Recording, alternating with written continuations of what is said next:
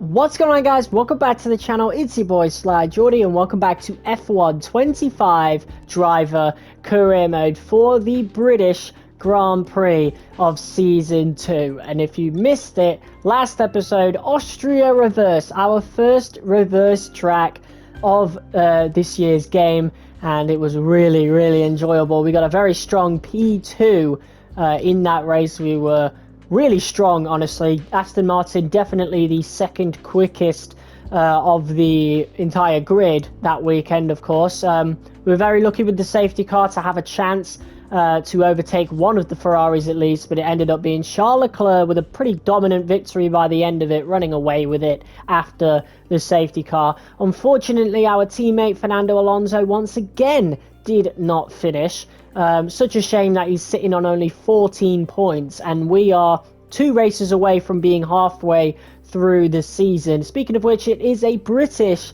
double header. I swear I haven't done that just because I'm British, okay? I don't actually like Silverstone, but the reason I have kept the original Silverstone on and we're not straight away going to Silverstone reverse right now is because in season 1 our worst result of the season was by far Silverstone. It was absolutely a disaster towards the end when tyre wear really came into play. I think we tried going for the one stop in that race, and yeah, tyres were really bad towards the end, and we had no choice but to let a load of cars past. So I want a bit of redemption, and that's why we've kept it on for this season, but for the rest of the series we won't be seeing it again, as it will be replaced by the race next episode, Silverstone Reverse, which I'm especially looking forward to, because I don't really like Silverstone, but Silverstone Reverse might be a nice little refresher that I need. Same way as I didn't really like Austria that much, but Austria Reverse felt awesome to drive on, so hopefully Silverstone Reverse will have the same effect. But until then, we need to get past Silverstone first, and the FIA have finally made the announcement to lift the R&D embargo, so no more powertrain only. It will no longer be active. It's a permanent action for the remainder of the season, so there is going to be a lot of chaos on the grid with all the different aerodynamic, chassis and durability upgrades that will be swarming in. Look at that, absolutely nothing. Alonso is already hopping onto the chassis, so I'm already going to hop onto the aerodynamics. So there actually really isn't that much. We're just going to have to unlock loads as we go through. There's only 2 upgrades for each. I don't know if we'll unlock any more as we go through the season, or if that will remain the same way, whatever. It might also help Fernando if he's able to level up some of the durability, depending on what is failing, really. We'll have to see. But yeah, we're immediately going to go for the secondary wing flaps. We could rush it to see if we can get it out before Silverstone, so I'm actually going to attempt to do that. And if it fails, I'm pretty sure getting it again will be free, and we'll most likely get it before Silverstone Reverse. We'll see. Okay, the cylinder head comes in though, which is great. Come through without any issue, so they'll be on the car ready for the next race weekend. That is only the minor powertrain upgrade that we had though. Then we've got one final powertrain upgrade coming very soon in 21 days. That is a major upgrade, and then everything else, that is pretty much the last of the powertrain upgrades other than the ones that come from Mercedes, the supplier. So yeah, we're pretty much reaching the end of this little R&D scenario experiment anyway, but now we can... Oh, Alonso's already doing it, so that's good. Already doing the chassis as well, so... and he's already doing the gearbox. I think that's because... oh, he's doing all of them. That's because that's the perks of being the first team driver. Alonso is able to do multiple upgrades at once. I don't know he could do more than 3 though. How does that work? We go to recognition now. 3 simultaneous upgrades. I don't know how he's done 4, because that is 65% simultaneous upgrades. So I guess it doesn't apply to the AI, and it only really applies to us. That's a bit unfair, but I'm also kind of glad, because that means you know, we're not going to have our upgrades be really limited. So thankfully we've got a bunch of upgrades coming in, all minor apart from the major powertrain ones. So again, I don't know what's happening in terms of every other upgrade now that the scenario has been lifted. We'll have to find out. if the secondary wing flaps coming, then we can get this next aerodynamic upgrade as well. For this next couple of episodes, I've decided to have a special helmet based on the Robo Strike design. Very nearly went for the Sunrise one, as is our F1 World like ranked helmet, but I figured I would save that for a future season, you know. But don't worry, this Aston Martin helmet will come back after the Silverstone weekends. But I decided, since it's our home GPs, it's time to have something that was a little closer to our personal brand rather than Aston Martin's. So yeah, the black and purple is back for the next couple of episodes. We're going to get some more weekly resources, but I'm pretty sure Alonso is already upgrading practically everything possible, and I guarantee the other teams are going to be doing the same. So it's going to be very, very interesting to see how things get shaken up. Here we go then, and unfortunately the aerodynamic package failed. So we're not going to be able to get that for this particular Grand Prix, and in fact we're not going to be able to get it until Spa. Which is great, honestly, like for Spa itself, because simply because I'm really good at that track anyway, but I would have really liked to have it for the Silverstone weekends. It's a shame. It's a real shame. But in terms of aerodynamics, our car actually is pretty good. We're actually on par with Ferrari in that regard, but you can also see McLaren really high up there, Mercedes and Red Bull, yeah, all pretty good aero, to be honest. Red Bull, you would kind of expect it. They're coming off of the Adrian Newey thing. Obviously, Adrian Newey now works for Aston Martin, so he's going to be able to get some really good upgrades in. No point rushing this one. We've got a 0% failure chance, so Spa is going to have some huge upgrades. Look at how low everybody is in terms of the chassis. That is insane. Absolutely insane. But yeah, we can see why Ferrari have been so good. They are pretty good for aero, but they are pretty far away in terms of powertrain. Mercedes is up there, but to be fair, I mean, upgrades could have come in. We don't know how it looks right now. We'll have to go into the weekend, but Ferrari are really far away from other people, but I can't really see what correlates that in R&D. It might just be because of the drivers. You know, Leclerc, I don't know if he's higher rated than Lando Norris. We can actually have a look at that. He is. So it's the two best drivers on the grid, basically, in the same car, which is insane. And then you've got Norris and Piastri. Russell's there in the Mercedes. Very unlucky, honestly. I wouldn't be surprised if he moves away from Mercedes. Hopefully, fingers crossed, we get a lot of crazy transfers during this series. But without further ado, it's time to finally head down to Silverstone Circuit, where we will be for the next couple of episodes, very close to halfway through the season. And what a season it is turning out to be. We've got a real chance of winning the championship this season, but we do need to keep an eye on the likes of Ferrari and McLaren. Those are going to be our challengers. Alonso could have been up there, but I have no idea what's going on with the coding, to be honest. It seems as though Piastri's unluckiness has moved on, and to be fair, the unluckiness does actually continue. Oh my god. The worst possible weather imaginable. It is going to be wet for the entire race. Wow. Well, that means this episode is going to come out much, much later than the 15th or the 16th, to be fair. I'm recording this on the 14th, the day I released the last episode, but we're still waiting for the patch. The patch drops on the 15th for wet conditions, so that's going to be a real big indicator of whether or not the game has been fixed in terms of AI pace in the wet. That sucks, because I was really hoping for a proper dry race around Silverstone to kind of redeem what happened. But fortunately, in practice, we're going to get a lot of it in the wet. But yeah, again, that is such a shame. I'm kind of gutted about that. Hopefully Silverstone reverse is better. At least qualifying is in the dry. But honestly, I would kind of prefer qualifying in the wet. You know, but God, mate, that sucks. That actually really, I'm actually gutted. Let's have a look at the rest of these upgrades then. We do need to fit in a new MGUK. and we'll have to fit in a new energy store at some point soon. May as well put in a new gearbox. There's no penalty for that. And yeah, looking at the progress history now, everybody else well, yeah, Mercedes have got a major upgrade in, and so have Red Bull. Ferrari and McLaren have stagnated, so I'm going to be very curious to see where Russell ends up, and honestly where Red Bull end up by the end of it. But in terms of Aston Martin and Alpine, Haas, VCarb, Sauber, we've all made upgrades as well. Honestly, it doesn't really correlate onto the track how close, or at least on this grid, how close the grid really is. Because, I mean, like just last episode, we had an Alpine and a Haas in the top 5. So we don't really know where everybody is, to be honest. The only thing we know for sure is that Sauber is no good at all. And VCar probably just outside of the points, but every other team other than the bottom 2 is capable of strong results. It's a really interesting season so far.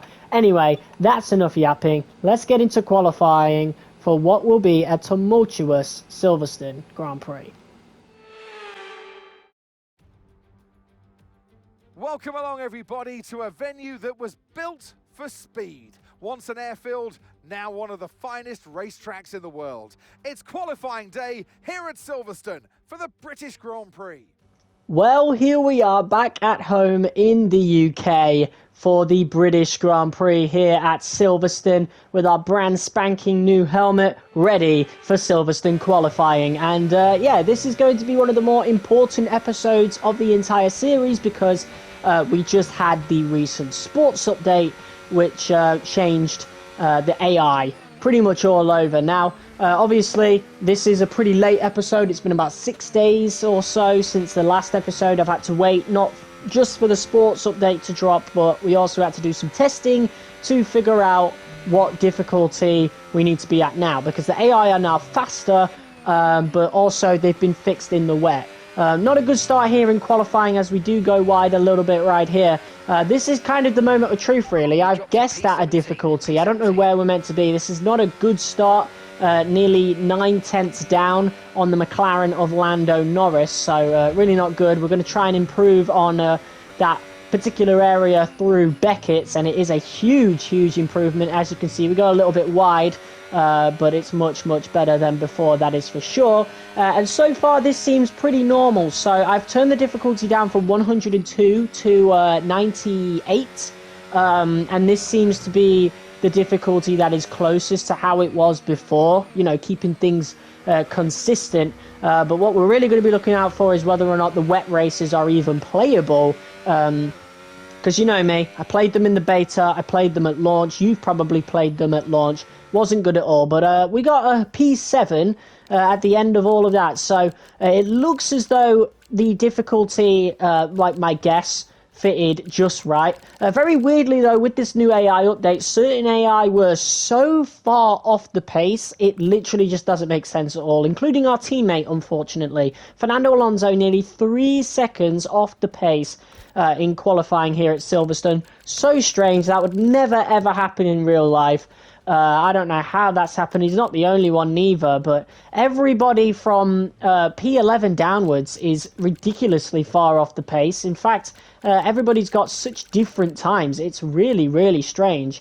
The McLaren's pretty close up top. They're clearly the fastest cars and ones to watch as we now go into the Silverstone Grand Prix. Welcome to not only the home of British motorsport, but also the birthplace of the Formula One World Championship. It's race day here at Silverstone, a classic on the calendar, and it's time for the British Grand Prix. Silverstone circuit then is 3.6 miles long, has a total of 18 corners, and of course is no stranger to the rain. There won't be any DRS available in these conditions, but the Wellington and Hangar straights are still good opportunities to tuck into the slipstream and make a pass. Off the back of a fantastic qualifying session, it's time to see how our starting grid looks like for today's race. Oscar Piastri lines up on pole position, and Lando Norris lines up alongside. Looking down the rest of the grid, we have Verstappen, Russell, Andrea Kimi Antonelli, and Leclerc. the rookie, Albon, Colapinto, and Nico Hulkenberg, Bortoletto, Hadja, Ollie Behrman, and Sainz, Ocon, Gasly, Fernando Alonso, and Yuki Tsunoda. Doohan and Lance Stroll brings the grid to a close. Now it's almost time for lights out, so let's go down to the track. And alongside me in the commentary box, my old friend, Anthony Davidson. I love being here at Silverstone. I know you do too, mainly because we get to sleep in our own houses for a week. But what do the drivers enjoy most about this track? Well, Silverstone's such a challenging circuit, Crofty, more so for the car than the driver, because these high-speed corners at Silverstone really test this modern-day F1 machinery to its maximum. We don't get that many times throughout the calendar. I can only think of Suzuka and Spa, maybe Qatar as well, with that high-energy cornering that you get here at Silverstone. So the drivers love throwing the car around through corners like Copse, Maggots and Beckett's, for example, and it's really influential for your lap time as well. Right, mate, I know it's your home Grand Prix, but I want you to treat it like any other race. Let's not make any unnecessary risks, please. Well, the moment of truth has arrived. Our very first wet race, and luckily, it has actually come at just the right time. It's not our first wet race in general. I think we've had a sprint race before in the wet. I think it was Miami. But honestly, it's not too bad of a time to get it. Of course, like I said, right after the sports update, or at least right before it. Again, we had to wait for the update to drop and whatever. And then next episode, we're getting a new driver ratings update. We already have had it. But I haven't recorded that episode yet. So, yeah, big changes happening in the career mode. Starting with this Grand Prix, of course, full wet, starting from P7. This is going to be a tough one. But let's see what happens as we wait now for the 5 red lights to go out, and we are underway as Oscar Piastri leads us away from Lando Norris. Max Verstappen in the Ferrari P3, the 2 Mercedes separating Verstappen from his teammate Leclerc, and we can't seem to move up as Antonelli and Leclerc side by side. Let's see if we can do anything about this as we look to make it 3 wide, diving down the inside right here. What a battle this is turning out to be. Looking to go around the outside of Leclerc. The space is, well, nearly non-existent. Antonelli manages to get in front of Leclerc, but we've got so much space on the outside, it makes it pretty easy. That cost us about a second to the top 4 cars in front, though, so we'll have to make some time as we go through the rest of this lap. But that is a dream start for us, and honestly, if not for it being in the wet, we would never have been able to make that move. But of course, we don't know how quick the AI are going to be as we go through this race. Of course, that is the start. We can obviously make dive bombs to slow down the AI at any difficulty. But how is it going to be when patterns and consistency starts to set in? So far, so good. We actually seem to be gaining time on Russell, just under a second now. I'm going to have to use a lot of ERS in this Grand Prix, but if we're going to catch any car in this Grand Prix, it's going to be a Mercedes, that is for sure. McLaren look far and away ahead of everybody else, so we might have to forget about them from now on. I don't know how the Ferraris are going to be. We'll have to see, but Verstappen is already losing quite a bit of time to the McLarens. We are just under 4/10 behind Russell, so we've gained some time really, really well. Antonelli, hopefully he starts fighting with Leclerc, and any car behind Leclerc we don't really need to worry about. Maybe a Williams, but they don't seem to be very quick round here. Albon in P8, Sainz in P13. Our teammate all the way down in P17. It's going to be very, very difficult for Fernando to recover from what was a really strange qualifying session for him. As we are now on lap 3, looking to dive down the inside, a bit desperate, completely sending it on George Russell. I'm tired of being behind these cars, and it is really difficult to make these overtakes. Regardless of the sports update, you can see right there that the AI still has some ridiculous acceleration. There's no way he would have had the grip to get that kind of acceleration in real life, or in any past F1 game that's not ending with 24 or 22. You know, there's no way. So it's still a bit of an issue. However, as you can see, I'm actually able to race them now. So regardless of it not being perfect still, it's way better than it was in the beta.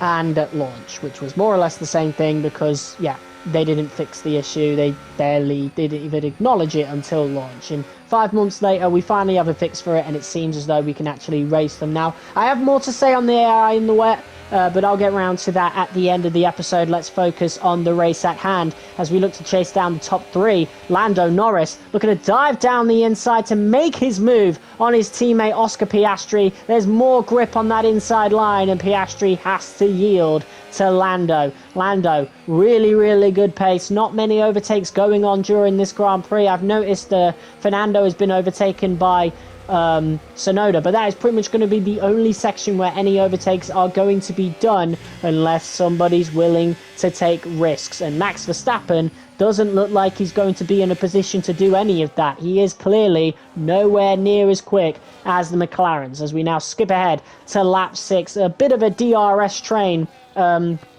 well, just the train, really. There's no DRS in the wet. As we look to chase down Max Verstappen, looking to do a copycat move as the one we did on Russell. Again, I don't want to stay sat behind these guys for long. And, you know, with the AI acceleration, it's very, very hard for us to catch them on the straights. So I have to get a bit creative with some of my overtakes. And we managed to get ahead of Supermax in the Ferrari right there. So that is P3 for us. It's going amazingly so far. Maybe driving in the wet was possibly exactly what we needed to get the redemption that we want at Silverstone. Meanwhile, Oscar Piastri completely off the pace of Lando, nearly 4 seconds behind Lando Norris, who's starting to get a chokehold of this British Grand Prix right now. So I think we can pretty much count who the winner is going to be unless some engine failure happens later on. But yeah, skipping ahead now, we're actually getting closer and closer towards Oscar Piastri. I think Oscar might have an issue,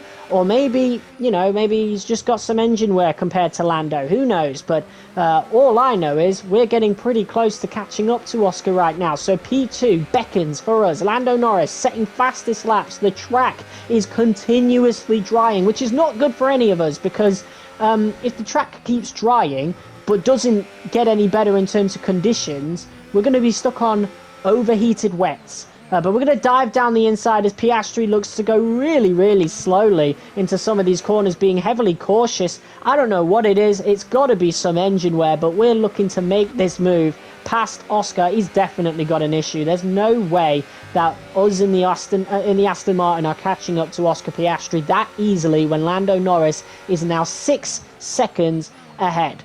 Either way, that's P2 for us. That is absolutely incredible. Exactly what we would have wanted from our home Grand Prix, especially after the 15th place and the amount of places that we lost in the second stint last season. So that could still happen in this race. We need to keep our wits about us, but luck seems to be shining right down on us now as we go on to the onboard of George Russell in the Mercedes, looking to get past our closest rival in the championship, Max Verstappen, losing P4 to George Russell right here. He's going to try and keep it, but it's going to be a copycat of Piastri versus Norris earlier. There is so much more grip to the inside line there. It's just not an issue. And George Russell in the Mercedes, having a really good home Grand Prix, gains that position over Max Verstappen. Meanwhile, we're up into P2 now. We're really struggling at this point because the rear left tyres, or the rear left tyre, is overheating like mad. So I'm going to have to employ a tactic that actually got announced when F1 24 was revealed. Yeah, that's right. Driving over the wet patches of the track to keep the tyres cool. Now, we never actually ran into a situation like this in the one season that we did in F1 24. So over a year and a half later, we are finally seeing some footage on this channel of us actually doing that. And it does work. You know, it doesn't stop the tyres from overheating eventually, but it does manage to slow it down big time. And the bad thing about this, you know, tyres overheating thing, if you didn't know, it makes them wear out quicker. We lose more rubber quicker, we have less grip, and we get closer and closer towards having a puncture. And yeah, at this point, I clearly don't have enough grip on that rear left. We end up losing the position to Oscar Piastri, who, if he did have an issue, seems to have fixed it right now. But The track is continuously drying because of the amount of cars going around it. There is a significant dry line on the track right now. The rain doesn't seem to be slowing up, but yeah, we really need to keep an eye on the wet tyres for the rest of this race. We're only making a one stop. I decided to go for an extra lap just to give us the best chance in that second stint as possible. So unfortunately, that means that we'll be pitting on the same lap as these other two cars, when originally we were going to go for the undercut. But yeah, tyre wear looks to be pretty shocking around here, just like it was in Season 1. But this time, it's a completely different weather condition, so I'm really not sure what to do. It's not like I can avoid the mistakes that I did last year, or last season, sorry, because it's almost a completely different situation, but similar.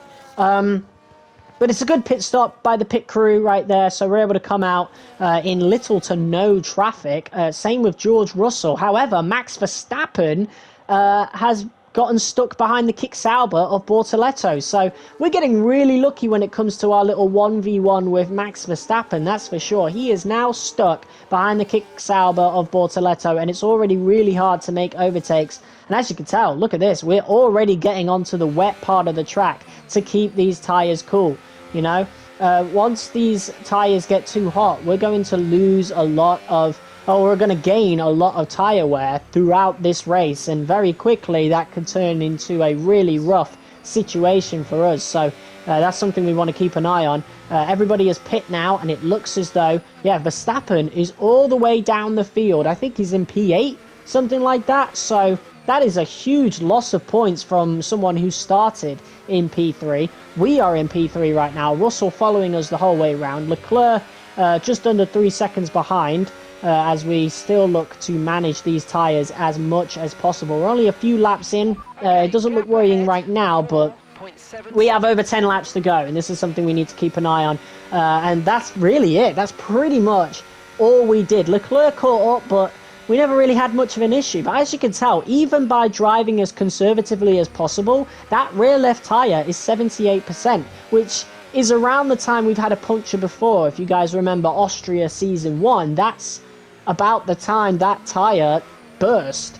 I think it was round the last corner of the final lap. It was scary. It was very scary. And it's scary right now, because, pardon my language, I'm shitting bricks. On this last lap, we've got Russell right behind us, Leclerc as well, and we could lose even more positions if we end up having that puncture. Because if we have a puncture, especially in the wet, it's more or less over. You know, we'll be crawling across the line. We might even lose points entirely. There's a whole gaggle of cars behind us. Verstappen is actually on the back of all of them, I'm pretty sure, unless that's a Red Bull behind him. Either way, Verstappen is in a really poor position. So if we can keep this P3 in our home race, not only is it going to be really, really special and important for us to get a podium in Silverstone, in the last Silverstone of the, you know, the actual circuit, before we use the reverse version for the rest of the season, but this is also going to be a big points haul versus our closest rival in the championship. Of course, Lando Norris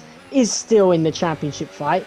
Most people, you know, like Piastri, Leclerc, still in the championship fight. That's a big, big win for Lando Norris. But, you know, he's still about 40 points behind. He'll be about 20 odd points behind now. And Verstappen, yeah, that'll be a huge loss of points for him if we could come across the line in this P3 position. A podium in our home race. 85% tyre wear. I am counting my lucky stars that the tyres have still not punctured. They've not burst just yet. We've given everything we had. Tried to reserve whatever, try to look after the tyres as much as possible, and still we are just about making it across the line for a strong result around Silverstone. What a result. I am so happy with that. Honestly, I'm happier with that than I would have been a win, you know, because we fought really hard for that. We fought every single lap to save these tyres, and it's a big result at the end of it. To their feet, it's Lando Norris for victory.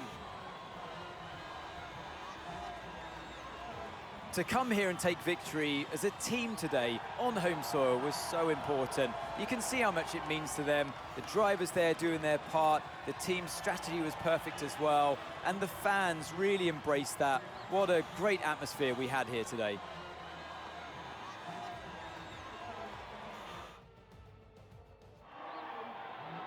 It's time for our podium celebrations. And as ever in Formula One, 3 is the magic number. He holds the trophy aloft, and why shouldn't he? A richly deserved win today for Lando Norris. That's right, and there's a new man, P2, in the championship, and his name is Lando Norris, winner of the British Grand Prix today. We still got a 20-something point advantage. Pretty much Verstappen and Norris have just swapped positions, more or less, so a very strong result for us. Like I said, it's going to be hard for us to keep winning in this season, and it's best that we just remain consistent as possible in the hopes that our rivals get inconsistent results, exactly like Verstappen got today, P8, and you can thank Bortoleto for that, because if not for Bortoleto getting in the way of Verstappen, Verstappen very quickly would have caught up to Russell, and yeah, it would have been a lot more difficult to keep people behind, and Verstappen would have got a much better result. But because of how much Bortoleto slowed down Verstappen, the likes of Albon, Antonelli, Leclerc himself managed to get in front of him. It's a really horrible result for Verstappen, and if it was in dry conditions, it probably would never have happened. But 23 points behind is Lando Norris. Verstappen falls 38 points behind Leclerc, 49 points behind Piastri, on level points. So we could have 2 really bad results and the championship is thrown wide open. That's why we need to remain consistent throughout the rest of this season, and we'll be able to secure a championship. You might see it as a lucky, but of course we've signed for 2 years at Aston Martin, so even if we do win the championship, you can bet your ass that the second season we'll be out to prove a point. But I mean, you know, we've still got half the season to go. We're not even halfway through the season yet. I think it's after the Silverstone reverse that we are halfway through the season. So we can still very much prove that we deserve the championship throughout the rest of this right now. We got some new rivalries, as you saw. Championship rivalry, of course, with Lando Norris. That makes sense. And a ratings rivalry with Ocon.